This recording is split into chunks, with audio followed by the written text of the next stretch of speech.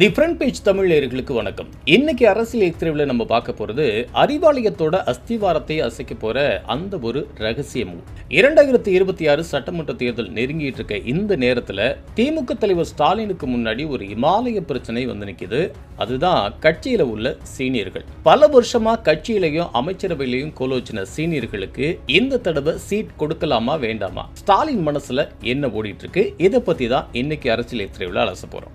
இந்த தேர்தல் ரொம்ப சீரியஸா பார்க்கிற ஸ்டாலின் ஓய்வு பெற்ற ஐஏஎஸ் அதிகாரிகள், சர்வீஸ்ல இருக்கிற உயர் அதிகாரிகள் மற்றும் திமுக ஆதரவு அறிஞர்கள்ட்ட தனித்தனியா இப்போ ஆலோசனை நடத்திட்டு வர்றாரு. ஆக்சுவலா இந்த ஆலோசனை எதுக்காக அப்படின்னா, சமீபத்தில் நடந்த திமுக இளைஞரணி மாநாட்டில் துணை முதல்வர் உதயநிதி ஸ்டாலின் மேடையிலேயே முதல்வர் ஸ்டாலின் கிட்ட ஒரு பகிரங்கமான கோரிக்கையை வச்சார்.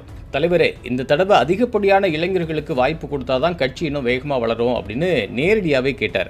அப்பவே மேடையில் இருந்த சீனியர்களோட முகத்துல அப்பா நல்லா பண்றாரோ இல்லையோ, நீ நல்லா பண்ற அப்படிங்கிற மாதிரி இருந்துச்சு அவங்களோட ரியாக்ஷன்.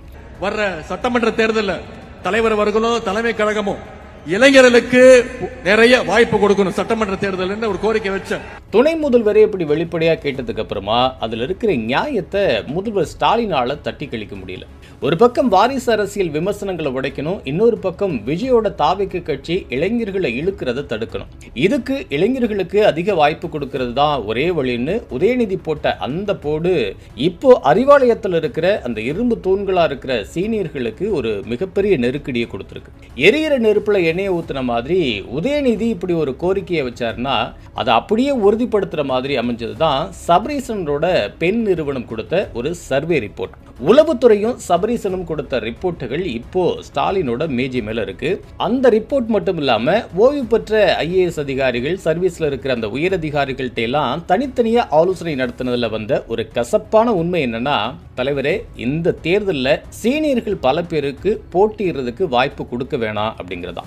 சபரீசனோட ரிப்போர்ட்டும் உயரதிகாரிகள் சொன்ன அந்த தகவலையும் பார்த்த ஸ்டாலின் கொஞ்சம் ஆடிதான் போயிருக்காரு. ஏன்னா அரசாங்கம் மேல மக்களுக்கு கோபம் இல்லைனாலும் தொகுதிகளில் இருக்கிற அமைச்சர்கள், எம்எல்ஏக்கள் மேல செம்ம கடுப்புல இருக்காங்களாம். மறுபடியும் ஸ்டாலினே முதல்வரா வரட்டும், ஆனா இந்த அமைச்சரை மட்டும் தயவு செஞ்சு மாத்துங்கன்னு நெகட்டிவ் ஸ்டேட்மெண்ட்டை மக்கள் ஓப்பனாவே சர்வேல சொல்லியிருக்காங்களாம். அதுல பல முக்கிய அமைச்சர்கள் மேல இப்போ நெகட்டிவ் மார்க் விழுந்திருக்கு. அந்த ரிப்போர்ட் படி கிட்டத்தட்ட 10 சீனியர் தலைவர்களுக்கு இந்த முறை போட்டியிடுறதுக்கு வாய்ப்பு வழங்கப்படாதுன்னு ஒரு தகவல் அறிவாலயத்துல காட்டு தீயா பரவிட்டு இருக்கு. அதுல சில அமைச்சர்களோட பெயரும் அடிபடுது. அதுல பொன்முடி, ஐ பெரியசாமி, ராஜகண்ணப்பன், KKSSR அப்படின்னு இந்த லிஸ்ட்ல முக்கியமான அமைச்சர்கள் பெயர்லாம் இருக்கான்.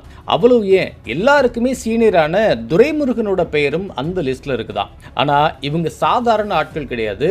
அவங்க மாவட்டத்துல ஒரு சாம்ராஜ்யத்தையே வச்சிருக்கிறவங்க.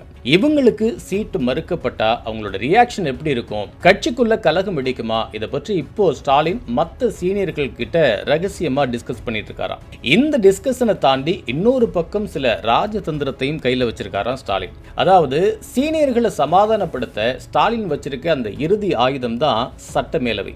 திமுக மறுபடியும் ஆட்சிக்கு வந்ததுக்கு அப்புறமா தமிழ்நாட்டில் கலைஞர் கனவு கண்ட அந்த சட்ட மேலவையை கொண்டு வரணும் அப்படிங்கறதான் ஸ்டாலினோட பிளான். தேர்தலில் நிற்க வேணாம், ஆனால் ஆட்சிக்கு வந்ததுக்கு அப்புறமா உங்களை சட்டமேலவை உறுப்பினர்களாக்கி கௌரவமான முறையில் அமைச்சராக்கிறேன் அப்படின்னு சீனியர்கள் கிட்ட ஒரு டீல் பேச ஸ்டாலின் தயாரா இருக்காராம். இதன் மூலமா சீனியர்களை தேர்தல் களத்திலிருந்து கௌரவமா ஒதுக்கி வச்சுட்டு ஆக்டிவா இருக்கிற நபர்களை மட்டும் 170 தொகுதிகளில் களமிறக்கி புது ரத்தத்தை பாய்ச்சலாம் அப்படிங்கறதான் ஸ்டாலினோட இந்த மகா அஸ்திரம்.